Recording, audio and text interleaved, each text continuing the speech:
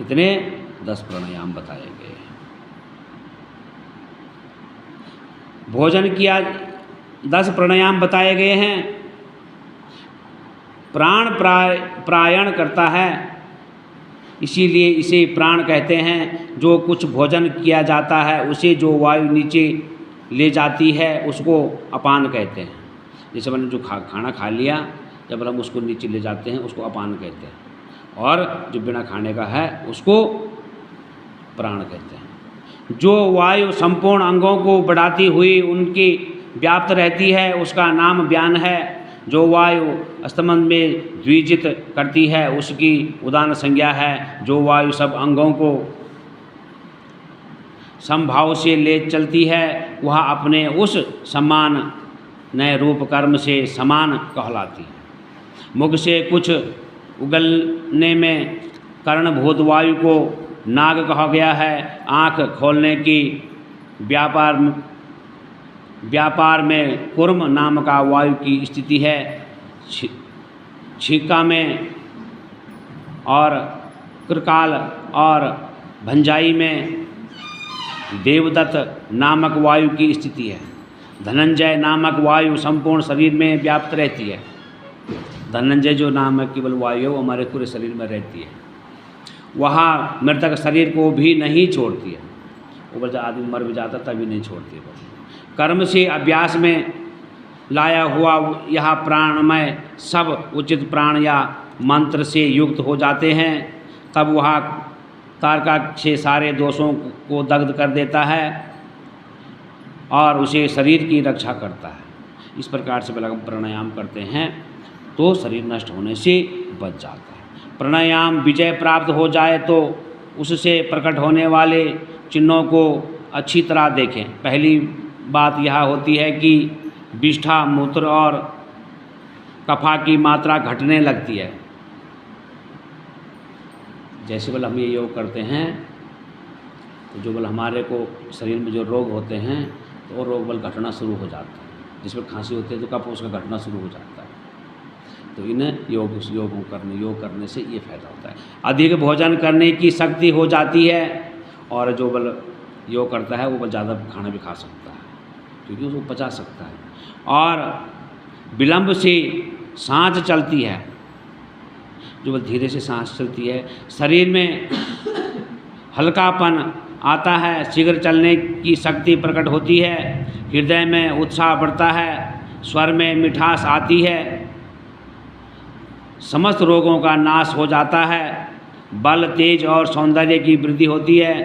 धृति मेघ युवा मन स्थिर और प्रसन्नता आती है। तब प्रायश्चित, यज्ञ, दान और व्रत आदि जितने भी साधन हैं ये प्राणायाम के 16 ही कलाओं के भी बार बार नहीं है, बराबर नहीं है। जो तुम इसमें जप और दान का भी और यज्ञ जो कर रहे हैं इसका फल बल जो है शास्त्र को न बताया गया, 16 कलाओं के बराबर बताया गया। अपने अपने विषय में आसक्त हुए इंद्रियों को वहाँ से हटाकर जो अपने भीतर निगृहित करता है उस साधना को प्रत्याहार कहते हैं। मन और इंद्रियां ही मनुष्यों को स्वर्ग तथा नरक में जो जाने वाले हैं। यदि इन्हें बस में रखा जाए तो वह स्वर्ग की प्राप्ति करते हैं और विषयों की ओर खुली छोड़ दिया जाए तो वह नरक में डालने वाला होता है। इसके लिए क्या बताया गया है? कर्म योग। कर्म योग में बताया जिसने अपनी इंद्रियों को अपने आप को समक्ष रख लिया और अपने आप को संभाल लिया उसको बल स्वर्ग लोक की प्राप्ति होती है। और जिसने बल अपनी इंद्रियों को और अपने आप को कंट्रोल में नहीं रखा उसके लिए नरक बताया गया। इसीलिए सुख की इच्छा रखने वाले बुद्धिमान पुरुष को चाहिए कि वह ज्ञान, वैराग्य आश्रय ले और इंद्रिय रूपी अश्वों को शीघ्र ही काबू में रख करके स्वयं ही आत्मा का उद्धार करे।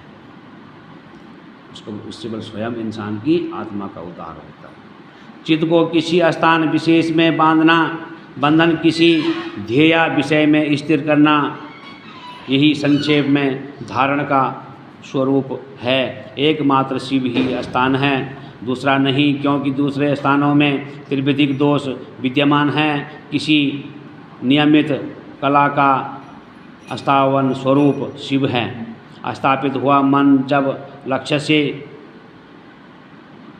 च्युत न हो तो धारण की सिद्धि समझना चाहिए, अन्यथा नहीं। मन पहले धारण से ही स्थिर होता है, इसीलिए धारण के अभ्यास से मन को धीरे धीरा बनाएं। अब ध्यान की व्याख्या करते हैं। ध्यान में ध्येय चिंतन यम यह धातु माना गया है। अब बल ध्यान की बात चल रही है कि ध्यान कैसा होना चाहिए। इसी धातु से युक्त प्रयत्न करने पर ध्यान की सिद्धि होती है। ध्यान क्या होता है? पर किसी चीज़ को साक्षी बना करके और अपना सारा दिमाग का जोर उस पर डालना और उस चीज़ के अलावा किसी चीज़ को बल अपने दिमाग में नहीं लाना, तो उसको कहते हैं बल ध्यान। विक्षेपित चित्त से जो शिव का बारंबार चिंतन किया जाता है उसी का नाम ध्यान है। जो बार बार बल शिव जी का अपने मन में जो स्मरण करना उसी का नाम बल ध्यान है। ध्यान में स्थित हुए चित्त की जो ध्येयकार वृत्ति होती है और बीच में दूसरी वृत्ति अनांतर नहीं डालती, उस ध्येय कारक वृत्ति का प्रवाह रूप से बना रहना ध्यान कहलाता है। दूसरी सब वस्तुओं को छोड़कर केवल कल्याणकारी परम देव देवेश्वर शिव का ही ध्यान करना चाहिए, वही सबके परम ध्याय हैं। यह अर्थ वेद की श्रुति अंतिम निर्णय है। इसी प्रकार शिवा देवी भी परम ध्याय हैं, जो दोनों शिवा और शिव संपूर्ण भूतों के व्याप्त हैं। श्रुति स्मृति एवं शास्त्रों से यह सुना गया है कि शिव और शिवा सर्वव्यापक सर्वदा उचित सर्वज्ञ एवं नाना रूपों में निरंतर ध्यान करने योग्य हैं। माता पार्वती और शिव जी।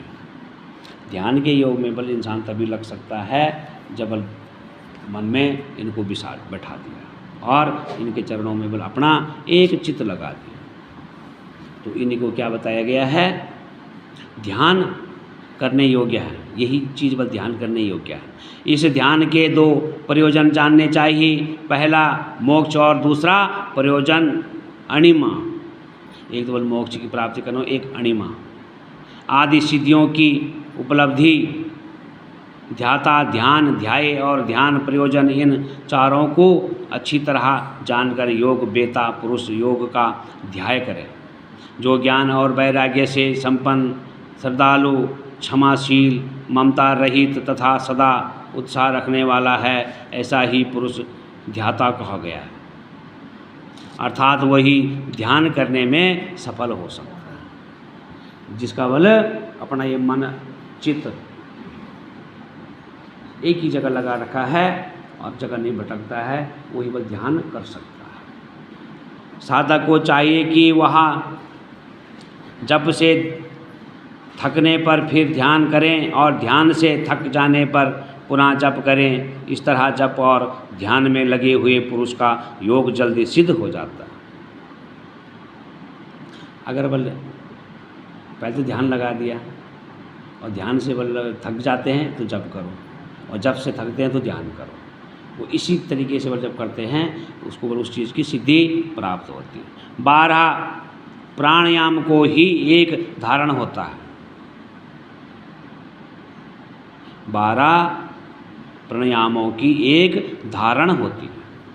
12 धारणों का ध्यान होता है और 12 ध्यान की एक समाधि कही गई है। समाधि को योग का अंतिम अंग कहा गया है। जो समाधि लीन में बैठ गया उसको बल अंतिम योग कहा गया।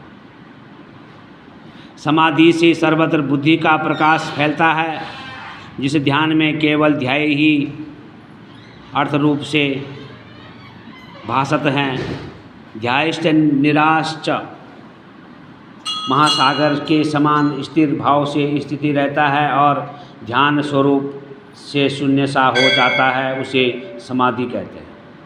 जो योगी ध्याय में चित्त को लगाकर सुस्थिर भाव से उसे देखता है और बुझी हुई आग के समान शांत रहता है, वह समाधि स्थिर कहलाता है।